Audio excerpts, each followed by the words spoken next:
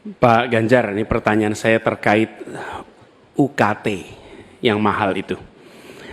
Kampus memang seharusnya merdeka dan memerdekakan. Dan kampus merdeka itu baik, tapi bukan berarti merdeka untuk menaikkan ongkos. Bukan berarti menggunakan segala cara untuk bisa mendapatkan dana dari mahasiswanya. Nah, belakangan kita mendengar fenomena ini. Bahkan ada yang kesulitan membayar UKT sampai harus malah dianjurkan untuk menyelesaikan lewat pinjol. Nah, bagaimana pendapat dan pandangan Pak Ganjar melihat problem pendidikan tinggi di Indonesia ini? Silakan Pak Ganjar. Ya, silakan waktunya 2 menit Pak Ganjar untuk menjawab. Terima kasih Pak Anies. Yang pertama, hentikan liberalisasi pendidikan. Hentikan hari ini. Berikanlah kepada para mahasiswa kita proporsi yang benar. Kenapa Ganjar Mahfud punya program satu keluarga miskin, satu sarjana, agar mereka tidak direpotkan pada persoalan ini. Dan Pak Anies tadi betul, ikhtiar para mahasiswa hari ini agar dia tetap bisa sekolah adalah ngutang. Dan pinjol ternyata menjadi problem, dan saya sepakat, kami diskusi beberapa waktu lalu dengan para mahasiswa di Jogja, ini menjadi cerita utama. Pak Ganjar, apa kemudian yang bisa kita dapatkan ketika kemudian kita harus memacu diri agar nasib kami jauh lebih baik? Karena kami tidak bisa mendapatkan akses yang mudah di situ. Saya ingin mengangkat kembali sebenarnya. Dulu, era senior-senior saya, senior-senior kita saya kira, termasuk kakak saya sendiri, dia punya KMI kalau tidak salah waktu itu, Kredit Mahasiswa Indonesia. Dan kalau tidak salah kakak saya sampai hari ini ijazahnya tidak pernah diambil juga. Karena itu dia lulus menggunakan kredit yang sangat murah, diberikan skim oleh pemerintah, dan modelnya seperti Yarnen, bayarnya setelah panen. Panennya apa? Ketika dia sudah lulus. Maka liberalisasi yang mesti dihentikan ini menurut saya mesti juga diimbangi dengan proporsionalitas kepada mana yang mampu dan mana yang kurang mampu. Yang kurang mampu mesti mendapatkan intervensi dari pemerintah, dan tentu saja apa yang mesti dikerjakan oleh perguruan tinggi pun dia harus bisa menunjukkan bahwa UKT ini dengan klaster-klaster pembiayaan seperti ini diperuntukkan untuk kalangan yang memang sesuai dengan strata mereka. Begitu. Cukup? Baik. Saya berikan kesempatan berikutnya untuk Pak Anies menanggapi jawaban dari Capres nomor 3. 1 menit, silakan dimulai dari Anda bicara. Ya, terima kasih. Bagus Pak Ganjar. Kami teruskan. Jadi kami melihat pendidikan tinggi sebagai supplier pembentukan kelas menengah Indonesia. Negara harus menempatkan pendidikan tinggi itu sebagai eskalator sosial ekonomi. Jadi kalau cara pandangnya begitu, maka biaya pendidikan tinggi ada 2 penyedianya. 1 orang tua, 1 negara. Nah, unsur negara harus lebih besar. Negara ambil alih biaya itu, bukan justru malah dibebankan ke universitas. Supaya apa? Dosen, pimpinan universitas bekerja pada pendidikannya, pengajarannya, penelitiannya, pengabdian masyarakat. Biayanya negara yang masuk. Ini sebagai investasi. Nanti negara itu dapatnya pendapatan dari mana? Ketika mereka menjadi kelas menengah, mereka bekerja, mereka memberikan pajak bagi negara, tapi bukan pendapatan ketika mereka sedang sekolah. Jadi negara menciptakan universitas sebagai eskalator sosial ekonomi. Itu kira-kira juga dilakukan. Baik, kami berikan kesempatan terakhir untuk Capres nomor 3 memberikan tanggapan dari respon Pak Anies. Silakan Pak Ganjar, 1 menit dari Anda berbicara. Kalau kita ingin membangun dan basisnya adalah sumber daya manusia, saya kira tidak boleh diingkari bahwa betul pendidikan adalah investasi. Jangan dihitung-hitung sebagai sebuah kos. Maka kalau kemudian saya mau berbagi pengalaman di Jawa Tengah, kenapa saya cari keluarga miskin agar anaknya bisa sekolah langsung kerja. Kami mulai dari SMK karena alhamdulillah kami mampu untuk mengcover itu.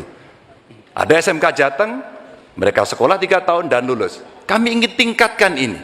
Kemana? Ke perguruan tinggi. Agar mereka kemudian bisa jauh lebih baik lagi. Dengan cara itu, ruang-ruang publik kehadiran negara, khususnya dalam bidang pendidikan inilah yang bisa kita berikan kepada mereka. Hari ini yang kita tuju adalah bagaimana kebijakan ini berpihak kepada yang lemah. Apakah itu si miskin, apakah itu kelompok perempuan, apakah itu penyandang disabilitas, sehingga mereka bisa mendapatkan akses pendidikan tinggi dengan murah. Baik, silakan selanjutnya. Selanjutnya hadirin sekalian, calon presiden nomor urut 2 Bapak Prabowo Subianto, kami persilakan untuk bertanya kepada calon presiden nomor urut 1 Bapak Anies Baswedan. Waktu Bapak 1 menit dimulai saat Bapak berbicara. Pak Anies, kita mengerti tadi bahwa angka kematian atau usia hidup Indonesia termasuk cukup memprihatinkan, dan ini masalahnya adalah karena kekurangan dokter. Apakah Bapak setuju dengan gagasan saya untuk secara besar-besaran mengirim 10.000 anak-anak kita ke luar negeri dengan beasiswa penuh untuk belajar kedokteran dan sains, teknologi, dan engineering mathematics sebagai langkah darurat untuk mengatasi kesulitan ini dalam waktu yang sesingkat-singkatnya. Terima kasih. Masih ada waktu Bapak? Cukup? Silakan Bapak Anies Baswedan untuk langsung menjawab pertanyaan dari Bapak Prabowo Subianto. Waktu Bapak 2 menit untuk menjawab, silakan. Ya, prinsip untuk meningkatkan kompetensi kami setuju Pak. Karena kompetensi yang meningkat bagaimanapun juga akan bermanfaat. Nah, isunya adalah kita harus melihat apa yang menjadi urgen hari ini. Dan di situ harus berbicara dengan siapa? Berbicara dengan stakeholder. Negara punya kewenangan, tapi sekali lagi pengetahuan dan situasi di lapangan kita harus berbicara dengan stakeholder. Siapa itu? Asosiasi profesi, kemudian Kementerian Kesehatan, dinas di daerah, kemudian para aktivis, para pengamat, para pakar. Kumpulkan datanya, lihat apa yang menjadi kebutuhan. Sehingga kita bukan meloncat langsung ini adalah yang dibutuhkan. Kenapa? Karena seringkali yang kita anggap sebagai kebutuhan belum tentu di lapangan itu menjadi kebutuhan. Tapi prinsip pengembangan kompetensinya setuju Pak. Dan bila memang diharuskan untuk belajar ke luar negeri, maka go ahead. Tapi bila dibalik, profesor yang dibawa ke sini, institusinya dibawa ke sini juga tidak masalah. Karena dengan begitu proses belajar itu akan terjadi. Jadi kami melihat pengembangan kompetensi itu baik. Jangan tapinya memastikan sesuai dengan data yang ada supaya apa yang kita investasikan bisa menjawab kebutuhan. Jadi ada unsur pentingnya, ada unsur urgensinya. Kita kerjakan mana? Yang dapat dua-duanya, yang urgen dan yang penting, supaya hasilnya bisa langsung kita manfaatkan untuk Indonesia. Begitu jawabannya kira-kira Bapak. Terima Masih kasih. ada waktu Bapak? Cukup? Ingin dimanfaatkan? Kami persilakan kepada Bapak Prabowo untuk langsung menanggapi jawaban dari Bapak Anies Baswedan. Waktu Bapak 1 menit. Baik, saya kira Pak Anies, saya kira masalahnya adalah datanya sudah cukup jelas bahwa kita kekurangan 140.000 dokter.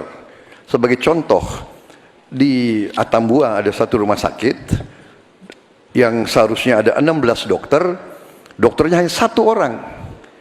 Jadi dia kewalahan, dia harus melayani 3 kabupaten.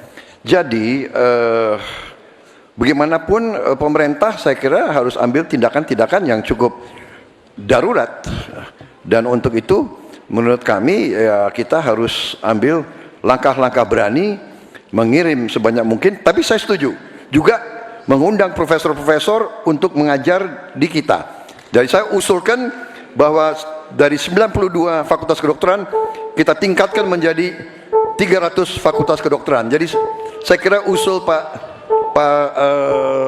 Anies baik juga mengundang profesor Waktunya ke Indonesia. habis, Bapak. Terima kasih. Terima kasih, waktunya habis. Kami persilakan Bapak Anies Baswedan untuk menanggapi jawaban dari Bapak Prabowo. Waktu Tentu. Bapak 1 menit. Baik, terima kasih. Jadi, tapi ini juga Pak Prabowo yang saya hormati, kita banyak memberikan perhatian pada aspek kuratifnya. Itu memang betul, harus dikerjakan. tapi jangan lupa aspek preventifnya. Dan ketika bicara aspek kuratif ada dua. Satu adalah soft infrastructure, tadi tenaga medisnya. Yang kedua hard infrastructure-nya. Apa itu? Misalnya nih, 15 dari 38 provinsi belum memiliki rumah sakit kelas A. Ini harus dibangun. Kemudian 171 kecamatan di 8 provinsi ini belum memiliki puskesmas. Jadi kita harus memikirkan dua-duanya, Pak. Soft infrastructure, manusianya, hard infrastructure, dan jangan lupa itu semua adalah efek dari pola hidup yang tidak, salah satunya efek pola hidup yang tidak sehat.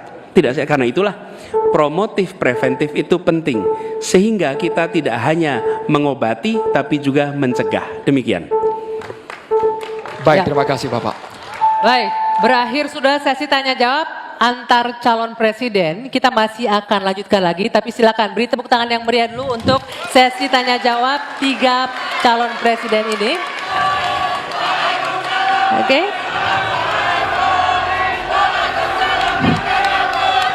Ya, baik. Bapak Ibu dan juga hadirin, sudah ada 3 fase yang kita lewati. Mulai dari menyampaikan visi, misi, dan program kerja, kemudian menjawab pertanyaan dari panelis dan berinteraksi satu sama lain. Masih ada 1 sesi lagi, kita akan mendengarkan bersama pernyataan penutup Ya, dari tapi masing-masing calon itu presiden. nanti. Bu Anggia, ya. Betul, tahan dulu, kami akan kembali di debat kelima calon presiden pemilu tahun 2024.